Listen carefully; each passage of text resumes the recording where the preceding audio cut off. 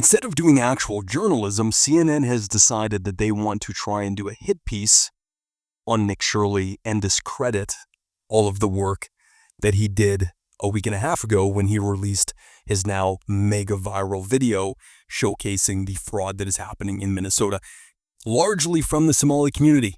Sorry, that's just the truth. That's reality. Okay, they want to claim that that's racist. That's just me being honest. Done enough. I mean, they would say, look, these fraud cases have been going on, but they've already done like 80 indictments. The cases have been going on, for years. And why did I show up one day in Minnesota and go to all these daycares, no children, they're receiving millions of dollars. We uncovered nearly $110 million in fraud in one day. How do you know that all the allegations that you're making are true? Nick Shirley's not making allegations. He's going there and showing you what's happening. What was happening, and then you guys can go ahead and make your own analysis. We're coming so we can make our own analysis. Are you 100% sure you're true?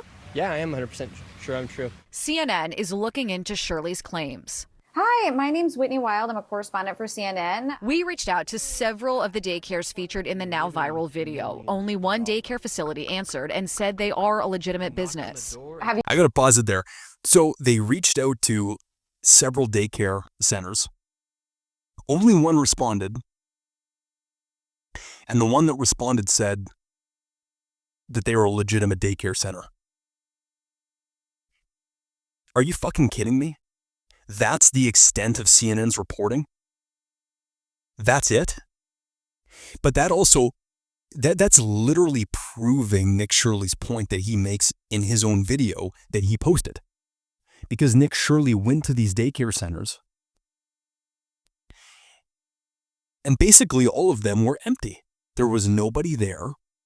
There was nobody at the reception. There was nobody to answer the phone. Nobody was at the daycare center.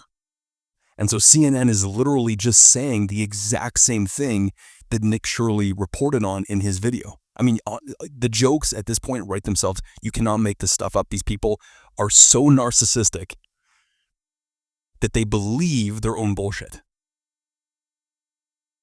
Anyways, I found this interesting. So Polymarket, which is the betting probability market, which allows you to essentially bet on every outcome, is giving a 91% chance for criminal charges to be laid against Tim Walz. And I should clarify, that's criminal charges. That's not, that's just a charge, right? Whether or not he gets prosecuted is a whole different matter. I would love to see it. I mean, I think we all would. I think we know for sure Tim Walz's political career is over. The Democrats can't run him. So if anybody's going to get arrested, he's probably a good fall guy. But that, people don't want that. They want major results here. They want the Somali community. They want everyone that is involved in this fraudulent scam who is Somali out of the country. They want them deported. We want their families deported. We want them out of the country. We want Minnesota to go back to being what it was 40 years ago, instead of a little enclave for Somali. I went to the Mall of America 10 years ago. I couldn't believe my eyes when I went there. It's almost like you are not in the United States. It literally feels like you're in a country in Africa. That's how many people that are Somalis were there 10 years ago, and it's even worse now. So people want real action. So whether or not that happens, we'll have to wait and see. Now, in a recent press conference, Tim Walz, instead of addressing the reality of the situation, which is the Somali community being responsible largely for this fraud or for receiving this fraud, he instead goes back to the tired old political scapegoat of, you guessed it, white people. Do you want to hear more from members and leaders from the Somali community to say, we need to look at ourselves, we need to hold our own neighbors accountable, because look at the damage that this has done to our community. What do you want to hear more from, instead of just saying, don't blame us? Do you want to see more ownership and oversight from within Look, it's not law-abiding citizens. If that were the case, there's a lot of white men should be holding a lot of white men accountable for the crimes that they have committed.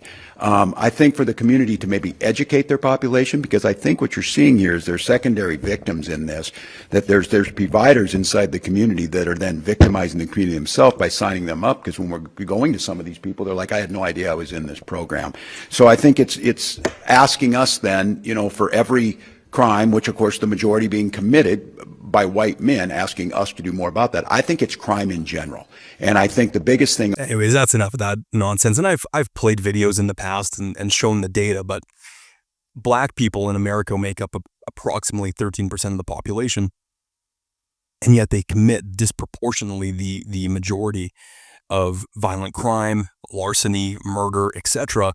And so on a per capita basis, when we look at that statistically, there is a group that is more that has a predilection for committing these types of crimes, and it's about per capita, right? When there's one group that only makes up 13% of the entire U.S. population, yet they're committing a very, very large percentage of the crime, what does that tell you, right? And that's not racist for acknowledging that. I'm simply stating a fact, but you know, people like Tim Walz want to hide behind this notion that it's white people to be blamed for everything.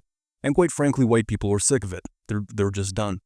Anyways, let me know what you guys think about the Minnesota situation in the comments. I'll keep reporting on it as more information is available. I'll see you in the next one.